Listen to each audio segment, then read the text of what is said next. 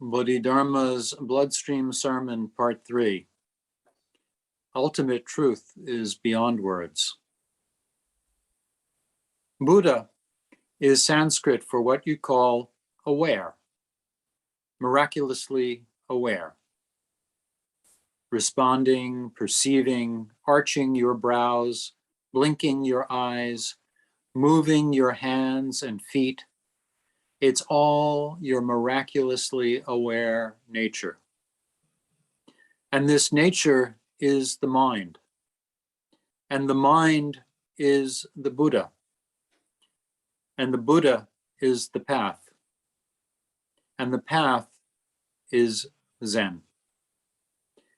But the word Zen is one that remains a puzzle to both mortals and sages. Seeing your nature is Zen. Unless you see your nature, it's not Zen. The ultimate truth is beyond words. Doctrines are words. They're not the way. The way is wordless. Words are illusions. They're no different from things that appear in your dreams at night, be they palaces or carriages, forested parks or lakeside pavilions. Don't conceive any delight for such things. They're all cradles of rebirth. Keep this in mind when you approach death. Don't cling to appearances, and you'll break through all barriers. A moment's hesitation, and you'll be under the spell of devils. Your real body is pure and impervious. But because of delusions, you're unaware of it. And because of this, you suffer karma in vain. Wherever you find delight, you find bondage. But once you awaken to your original body and mind, you're no longer bound by attachments. Anyone who gives up the transcendent for the mundane in any of its myriad forms is a mortal. A Buddha is someone who finds freedom in good fortune and bad. Such is her power that karma can't hold her. No matter what kind of karma, a Buddha transforms it. Heaven and hell are nothing to her. But the awareness of a mortal is dim compared to that of a Buddha, who penetrates everything inside and out. Once mortals see their nature, all attachments end.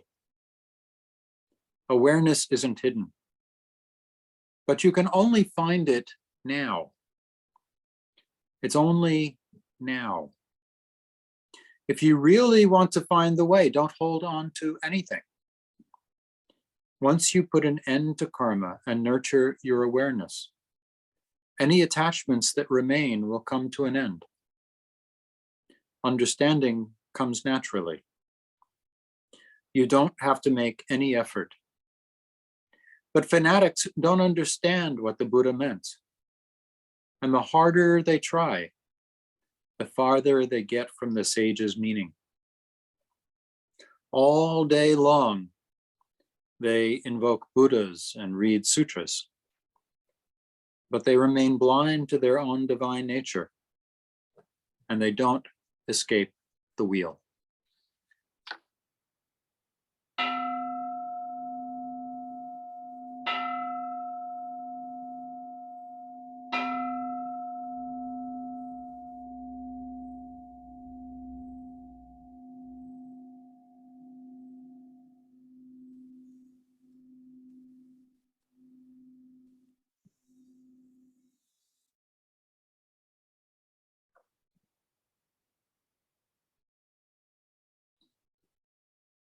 Good afternoon, everybody.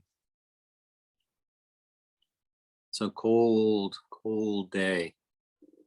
Beautiful.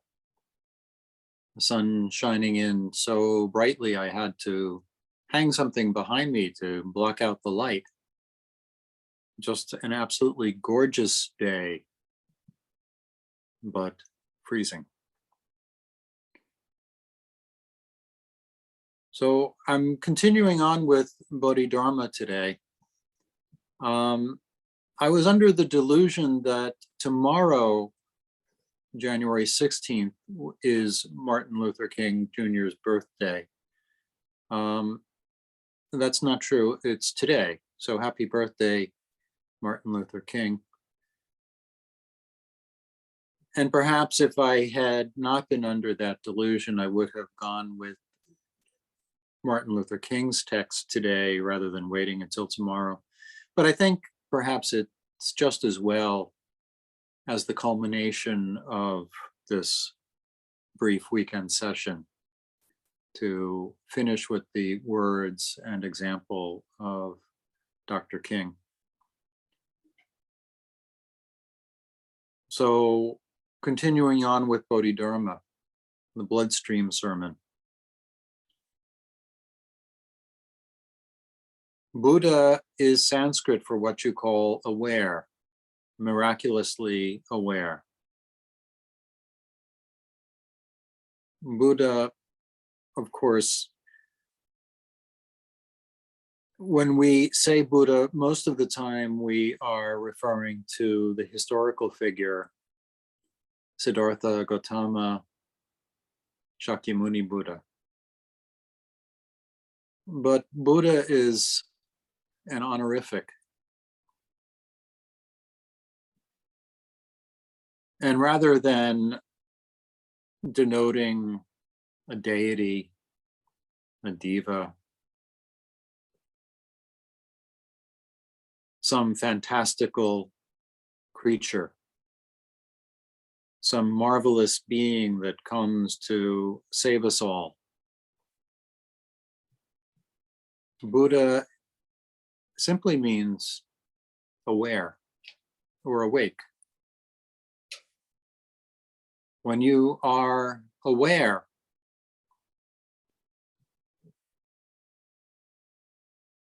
you are revealing your Buddha nature. And Bodhidharma says, responding, perceiving, arching your brows, blinking your eyes, moving your hands and feet. It's all your miraculously aware nature.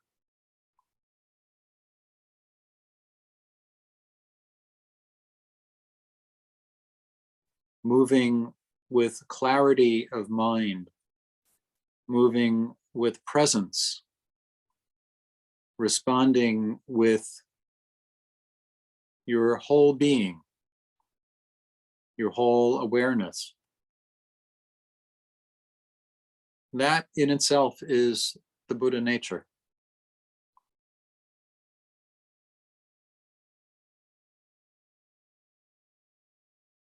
And this nature is the mind. And the mind is the Buddha. Bazo Zenji used to say, this very mind is the Buddha.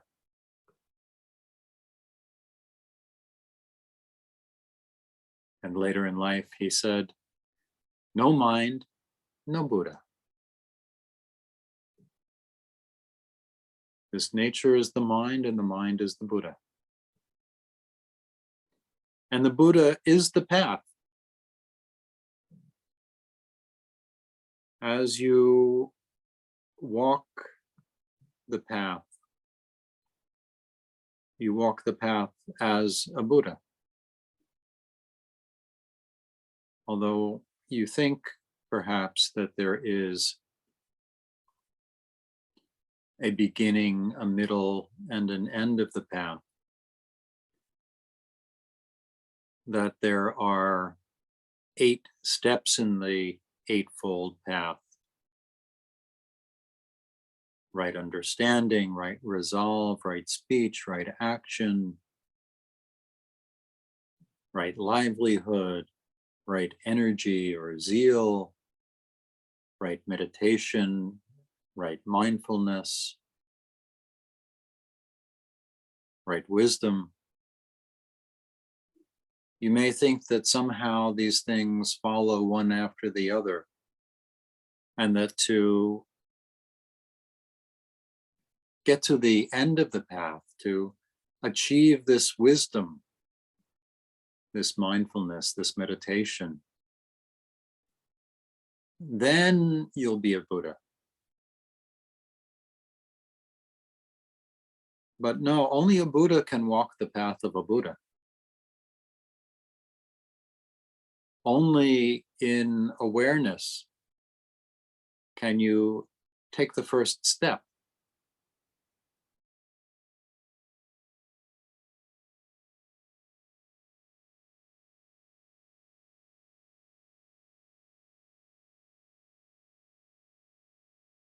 And the first step and the last step are not two separate steps.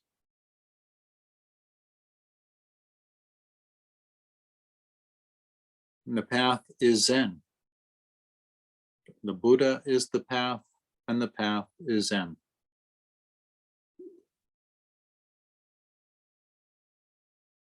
These are Bodhidharma's words, not my words.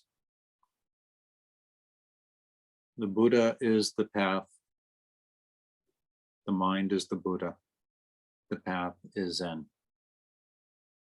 The path leads back to Buddha, and Buddha walks the path. And the path that Buddha walks is Zen. But the word Zen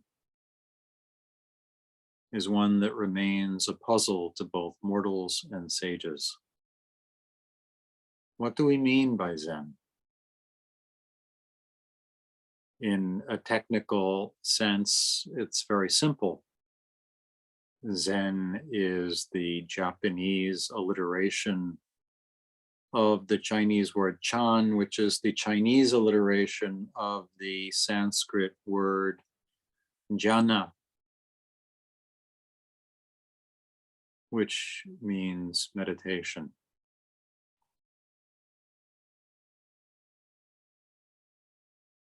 And so you can think Zen means sitting, zazen. But Zen is much more than that. Zen is awareness. The path of awareness. The path of Buddhahood. Seeing your nature is Zen. Seeing your nature, knowing that you are Buddha, that you are aware. This is Zen. Unless you see your nature, it's not Zen.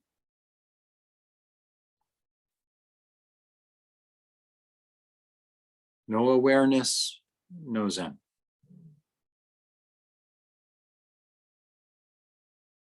Ultimate truth is beyond words. Doctrines are words. They're not the way.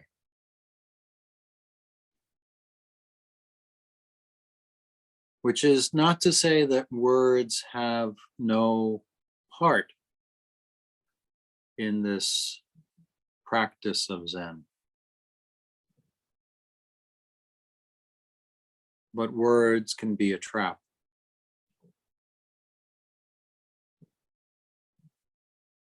Words give us such concepts as the three marks of existence, impermanence, dukkha,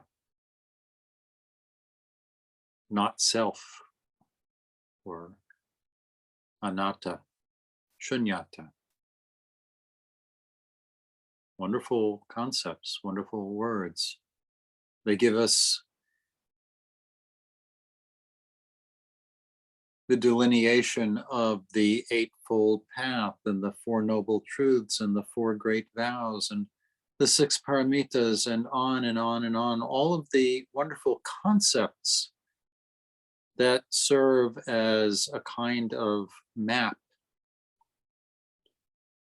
into the mystery of this existence, this Buddhahood. But the map is not the path.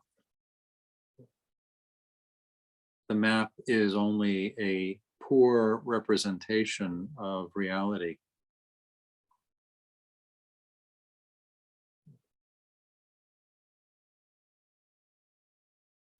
There's a chapter of the Chuang-Tzu, which some of you may know Chuang-Tzu or Zhuangzhu, one of the great minds of Taoism, who lived quite a bit before Bodhidharma. Bodhidharma lived from the middle of the 4th century to the first half of the 5th century of the Common Era. Zhuangzhu lived about 800 years earlier. To put it in perspective, that's about 200 years after Shakyamuni Buddha, after Confucius, after Lao Tzu, the other great name in Taoism. He lived around the same time as Aristotle.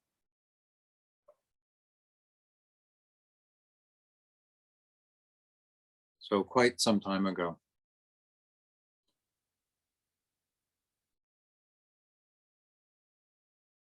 He is given credit for the book by the same name, Chuang-Tzu, although it's thought that he probably only wrote the beginning of it. And this is one of the chapters of that book, translated by Stephen Mitchell. When speaking to people, you must use words to explain that reality is beyond words. You must point to non-being through being and describe the whole through names for the separate parts. Show them that naming separates and that each thing isn't really itself. But don't use a finger directly to show that it's not a finger. Use a non-finger, and they'll see that a finger isn't a finger. Don't use a horse directly to show that it's not a horse. Use a non-horse, and they'll see that a horse isn't a horse. Heaven and earth are one finger. The 10,000 things are one horse.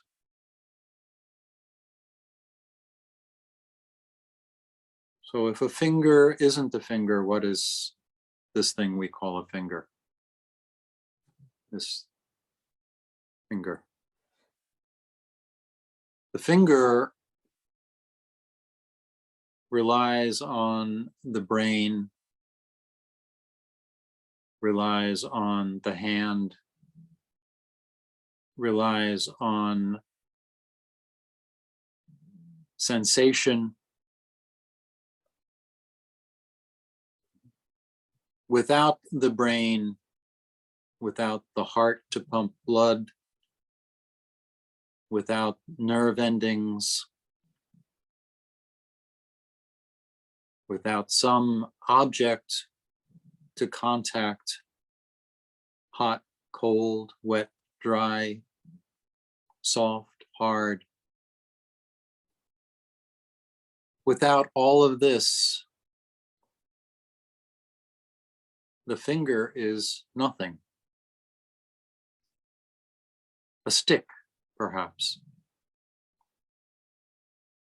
and nothing more.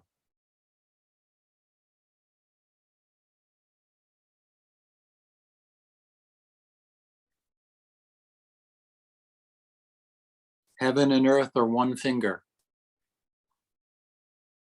There is nothing which is not the finger. And the finger is connected to everything.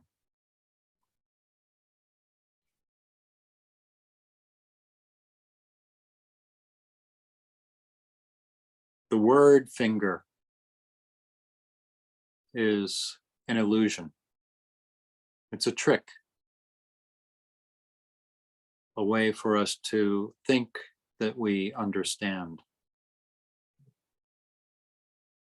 And it's a useful trick.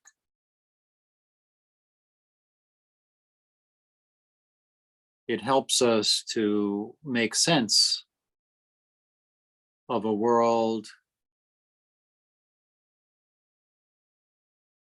which is beyond sense and beyond nonsense.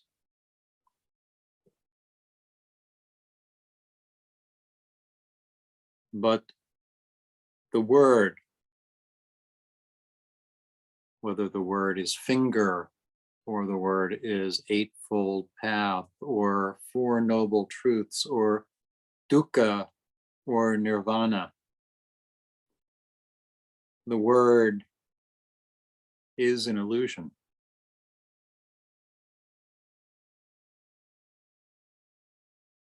These words are no different from things that appear in your dreams at night, Bodhidharma says.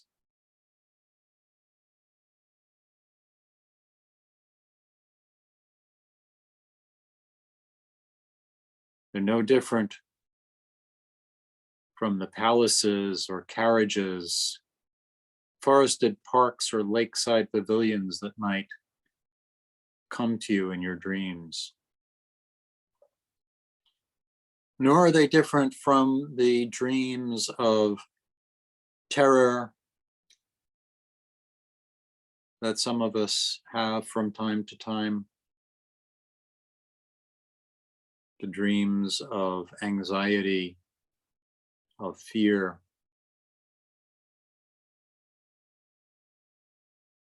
The dreams that make us wake in the night, clutching our pillow, wondering where we are.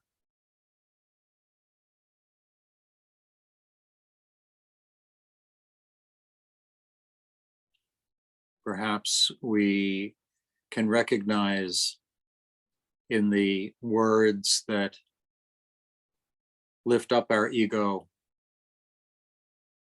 and the words that tear it down, the words that embarrass us, the words that infuriate us, that illusions have power.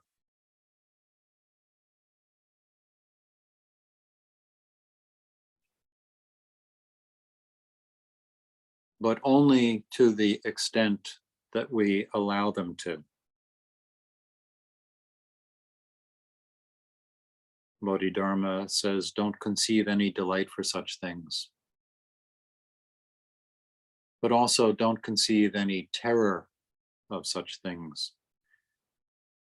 Don't conceive fear. Don't conceive anger. These illusions have power to the extent that we allow them to have power.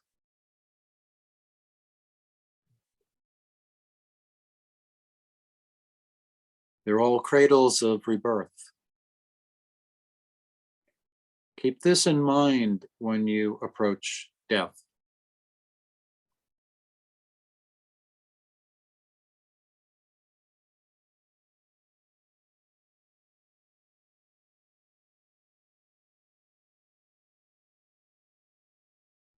Keep this in mind when you approach any of the boundaries of duality, life and death, good and bad, honor and disgrace, fear and courage.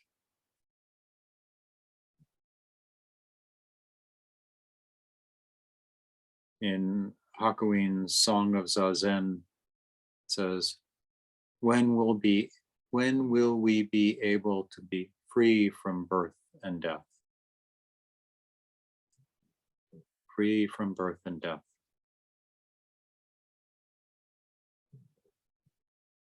Bodhidharma says,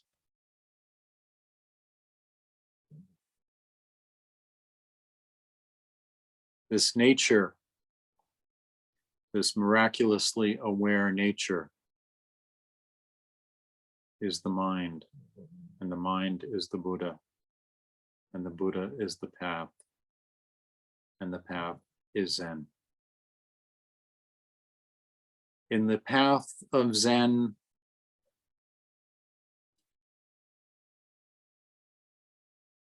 there is no birth and death.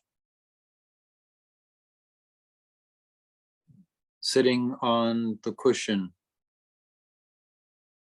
chopping vegetables,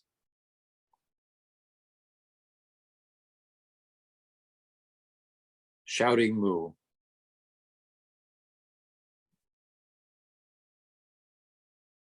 birth and death are just words.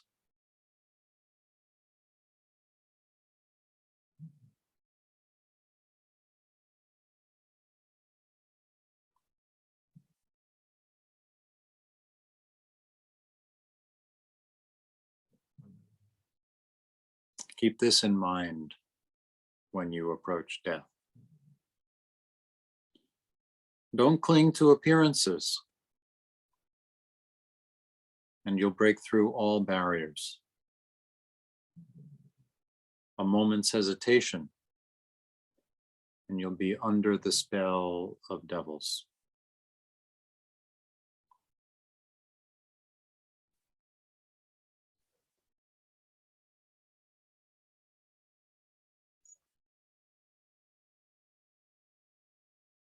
One of the advantages of doing Zoom Dharma talks as opposed to real life is that I can drink whatever I like. This is coffee.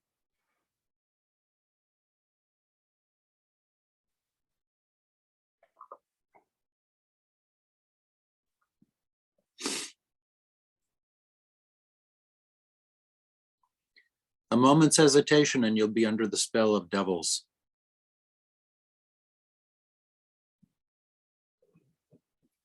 Devils don't have to be imaginary creatures. Devils don't have horns. Devils don't carry pitchforks. Devils take the form of the three poisons. They take the form of ambition. They take the form of addiction. And not just addiction to drugs or alcohol, but addiction to material objects, money, fame,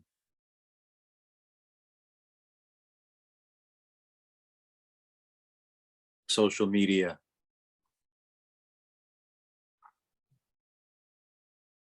Don't cling to appearances, don't cling to words, don't cling to addictions, and you'll break through all obstacles.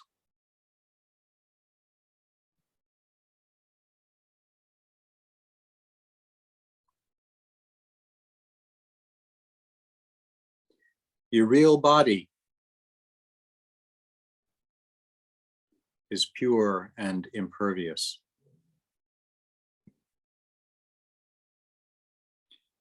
Your real body is like that finger that is not a finger. You think that you are limited by this sack of skin and this pile of bones, and that this is your body. You think that pain is pain,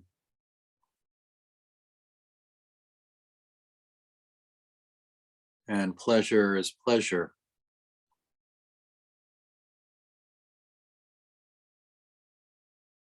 But your real body is pure and impervious. Your real body doesn't have limitations. It is connected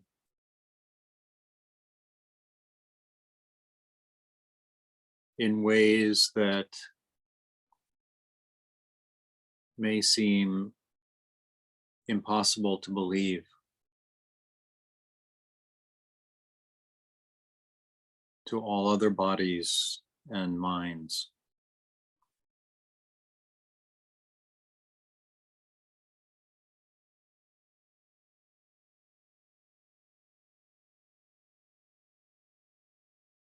It's like when you go to the beach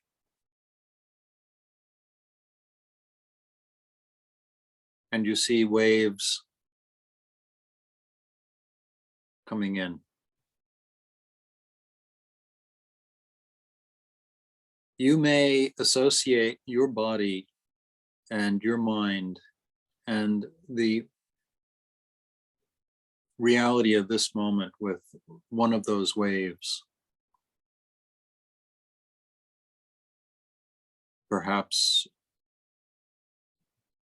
a moment of joy is the crest of the wave. A moment of sadness, of doubt and confusion is the trough of the wave. But you are not the wave, you are the ocean. And the wave is just what you see on the surface.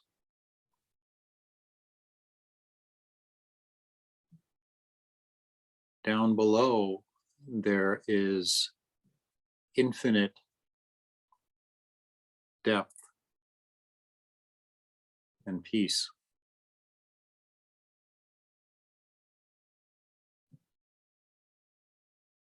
There's a poem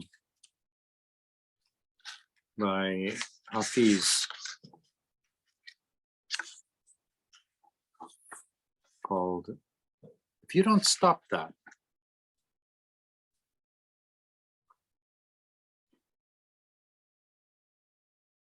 I used to live in a cramped house with confusion and pain. But then I met the friend and started getting drunk and singing all night. Confusion and pain started acting nasty, making threats with talk like this. If you don't stop that, all that fun, we're leaving.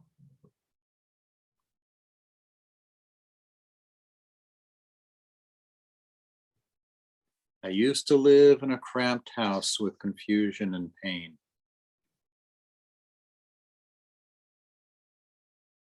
That is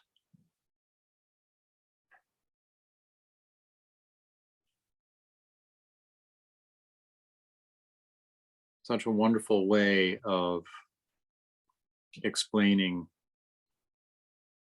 dukkha, delusion, ignorance.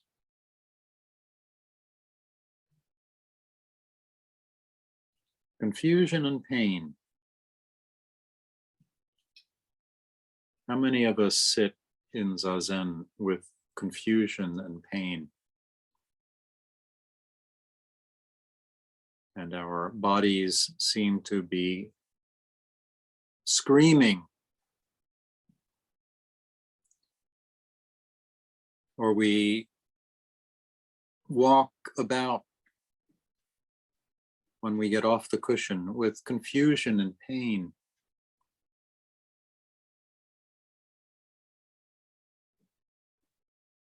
The pain of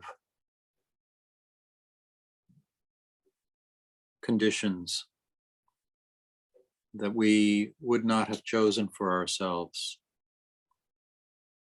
Conditions that are tragic,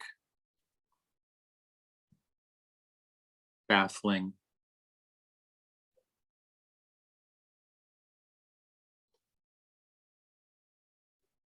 and we come to Zazen thinking that we will somehow escape this confusion and pain.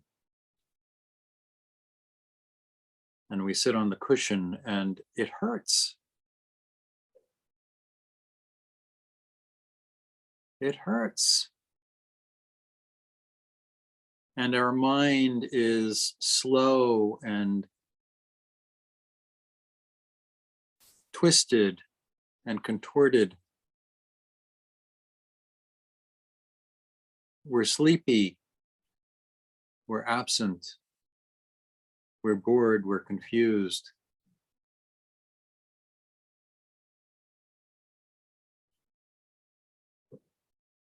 I used to live in a cramped house.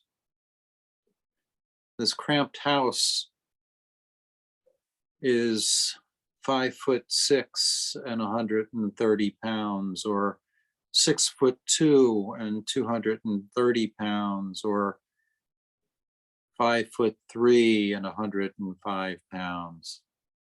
However tall you are, however much you weigh, the house may seem very cramped.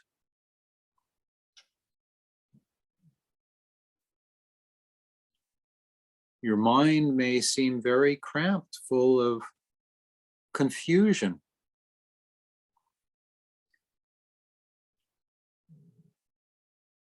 A woe is me mind. Why are things this way and not some other way? Why do I have to work this hard? Why do those I love have to suffer?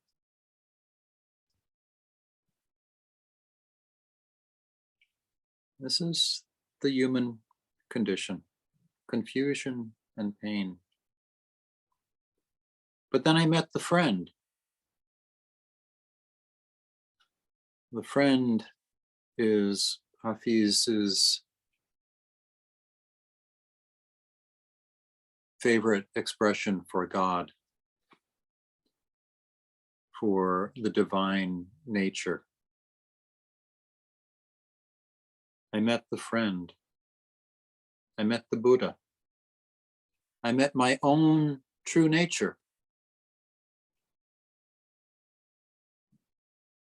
I had a moment of clarity. I had a moment in which confusion and pain shone with a glorious light.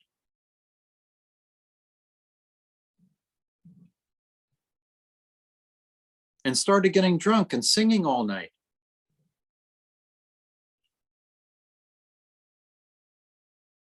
The joy of finding one's own true nature. The peace, the ecstasy of seeing clearly, of losing the boundaries, of having one's heart open, having one's mind open, of realizing, aware, miraculously aware.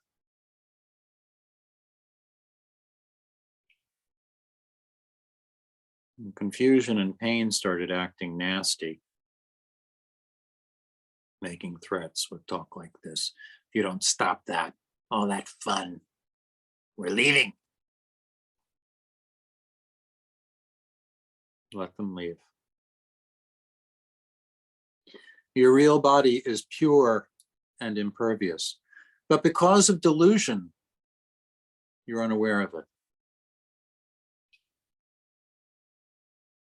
You think pain is just pain.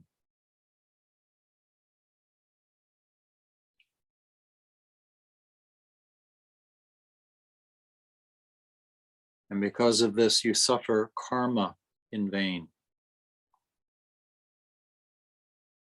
Wherever you find delight, you find bondage.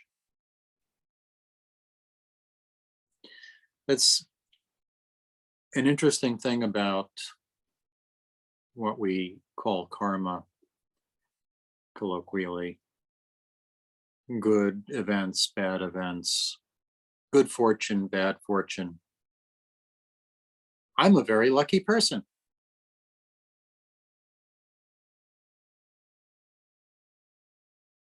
I'm a very unlucky person.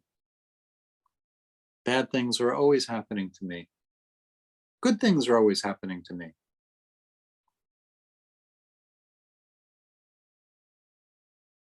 But whenever you find delight, you find bondage.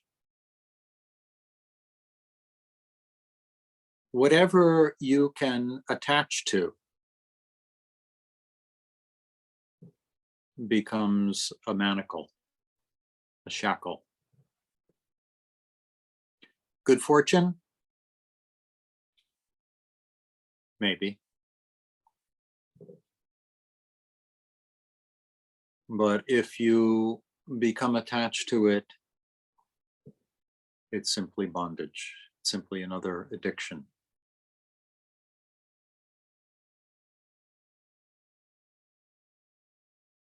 But once you awaken to your original body and mind, you're no longer bound by attachments. Anyone who gives up the transcendent for the mundane in any of its myriad forms is immortal. So what makes someone immortal and what makes somebody a Buddha? Immortal is someone who is caught in duality, birth and death, this and that, good and bad.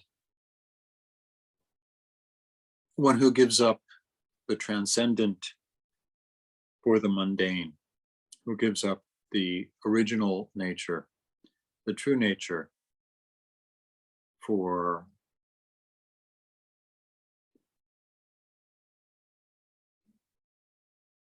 the labels of good and bad, fortunate, unfortunate, delight, despair. The good thing is, though, as Bodhidharma told us in the same sermon earlier on, I spoke about this part of the Bloodstream sermon during Rohatsu session.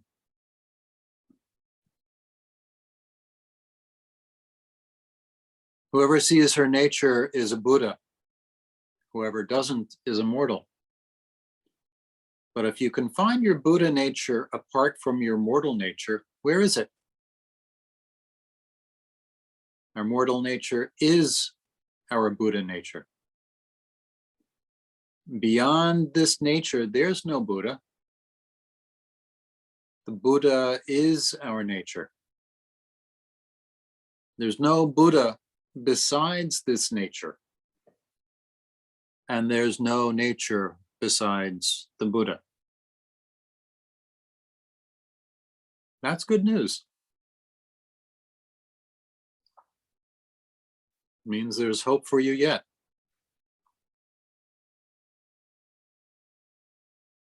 It's all a matter of whether you're caught or not.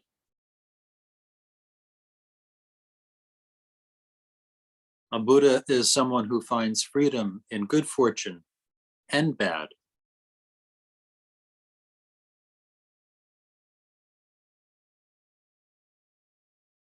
Fortune in and of itself is neither good nor bad. The world in and of itself is neither good nor bad.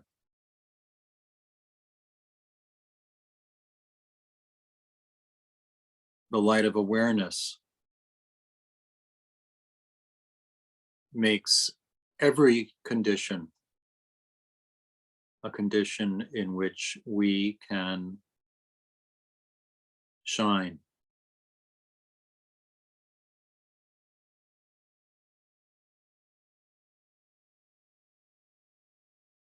Pain can become an energizer for the compassionate heart.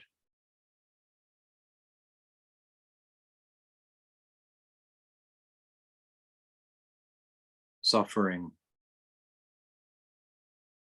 can become the fuel for your practice, for realization.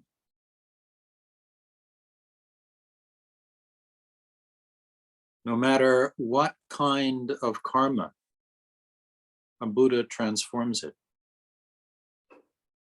Heaven and hell are nothing to her.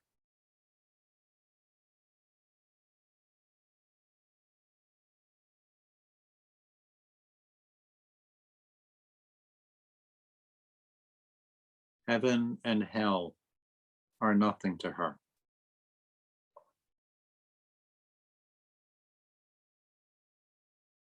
Heaven is a place where the Buddha mind shines. Hell is a place where the Buddha mind shines. And therefore, it is nothing to the Buddha.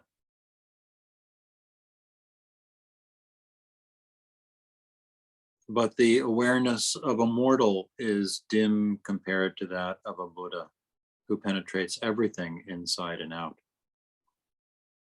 So yeah, so if you have confusion and pain and you are suffering and things seem like they couldn't be worse,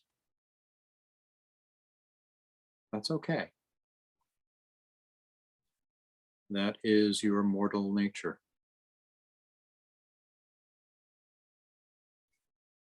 And the Buddha still is shining inside you. It's just a matter of becoming aware of the Buddha nature shining inside you. Heaven and hell are nothing to her, this Buddha. Heaven and hell are nothing to him. Heaven and hell are nothing to them.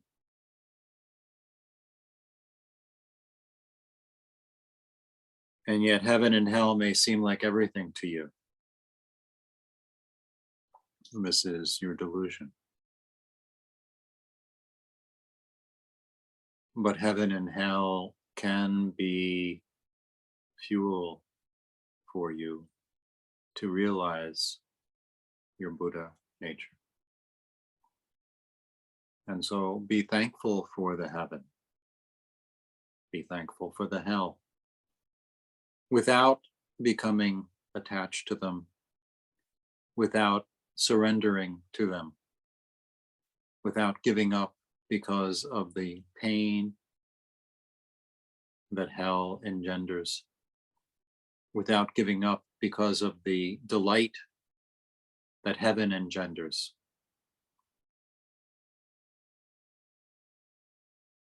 Without being trapped.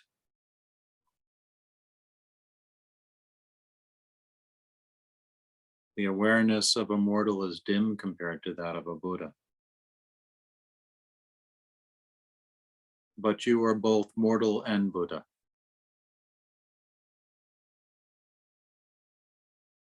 And in those times when your mortality seems most unbearable,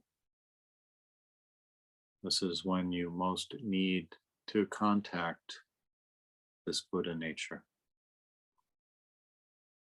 that resides in you just as much as your mortal nature does.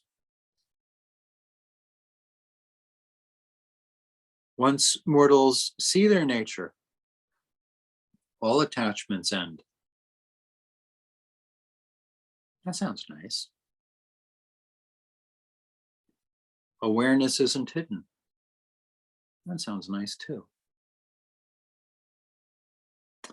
But you can only find it right now. It's only now.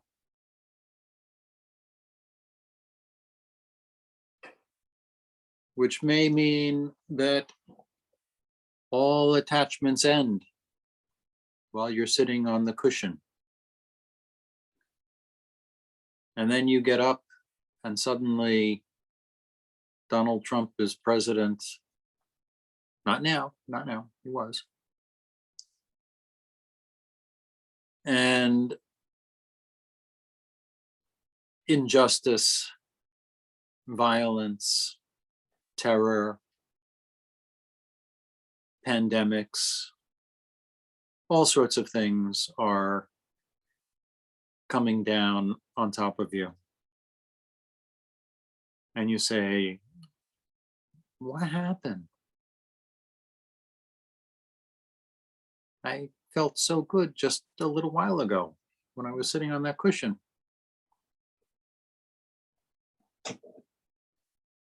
My Buddha nature was shining. And now everything's gone to poop.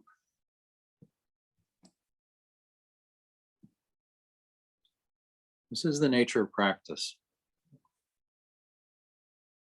You can only find it right now. It's only now. Yes, attachments come to an end. But the trick is to have that same awareness, that same clarity and openness, the same wonderful heart and mind when you're off of the cushion, when you're at work, when you're riding the subway, when you're driving, when the wind is blowing cold and you can feel your body shivering, to have that same understanding of your nature, that same awareness. You can only find it right now.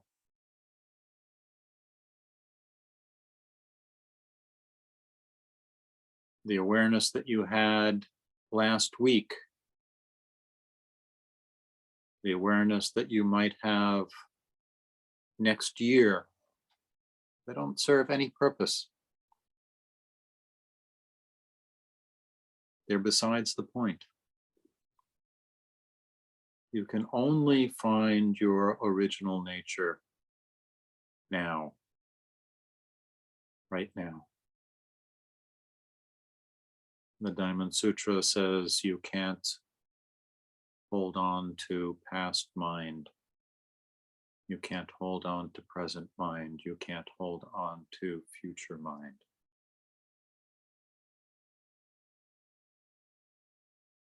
Now is beyond words.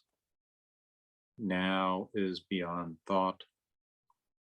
Now is beyond doctrine. It's only now. If you really want to find the way, don't hold on to anything. Not to doctrine, not to theory, not to dogma, not to confusion and pain, not to bliss,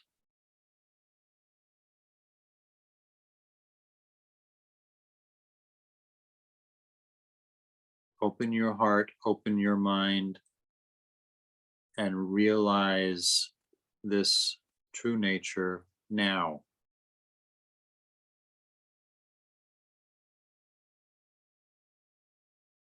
Once you put an end to karma and nurture your awareness, any attachments that remain will come to an end.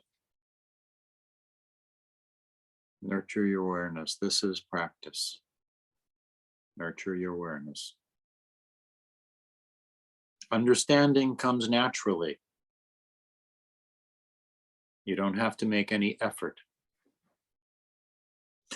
But fanatics don't understand this.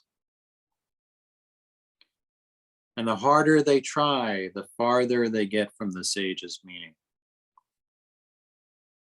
The more people become attached to the form of religious practice, the more they talk about God this and God that, the more they think that the rules and regulations are what matter. The more they make a fetish of the Bible or the Quran or the words of Bodhidharma or the Heart Sutra or the Diamond Sutra,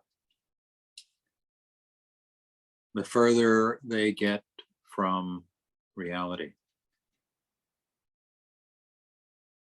Fanatics don't understand what the Buddha meant. Fanatics don't understand what Jesus Christ meant.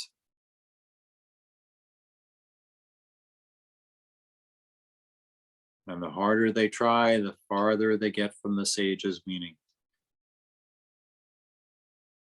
Which is not to say that religious practice is wrong. There is a story about Obaku, Rinzai's teacher.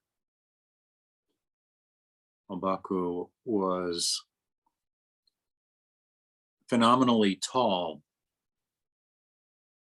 Some people say he was 7 feet tall, which in a time and a place where people tend to be quite short was really outstanding. And it's said that he had a large callus, a red callus in the middle of his forehead from all of the prostrations that he did. He would prostrate and prostrate and prostrate, and this big bump callus on his forehead was the result. And he used to tell his students, don't expect anything from the 3 treasures.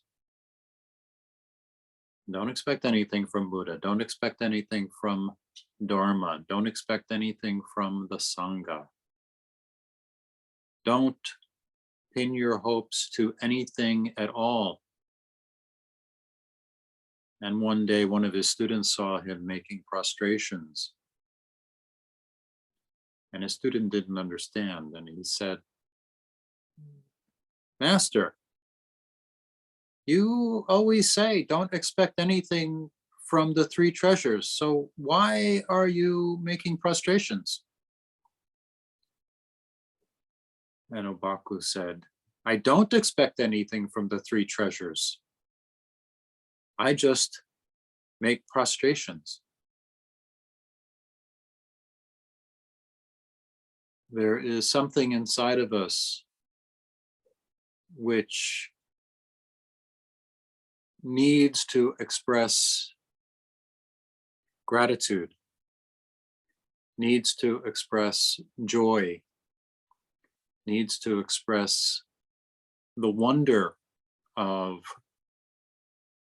this true nature, this Buddhahood. And so we bow and we make prostrations. not expecting anything from Buddha, Dharma, Sangha, not making prostrations to propitiate the gods, to try to bribe them, but from the deep joy, gratitude, love that we feel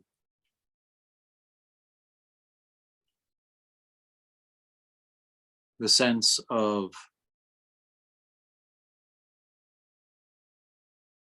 oneness that we feel that is so naturally expressed in our bowing, our prostrations. This is the opposite of fanaticism.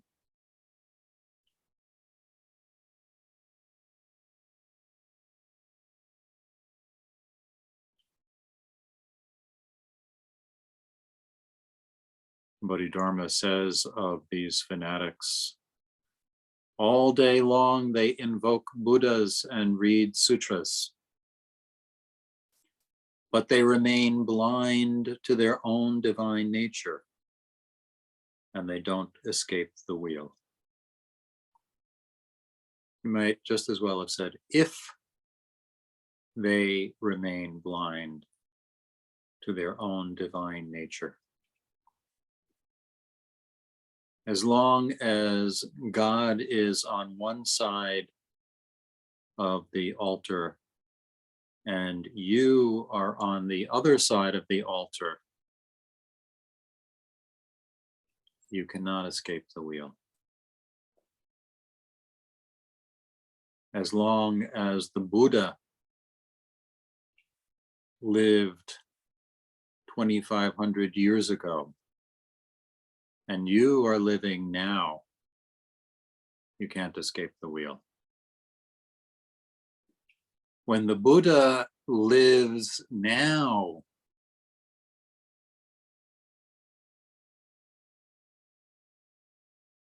that is the moment of bowing, the moment of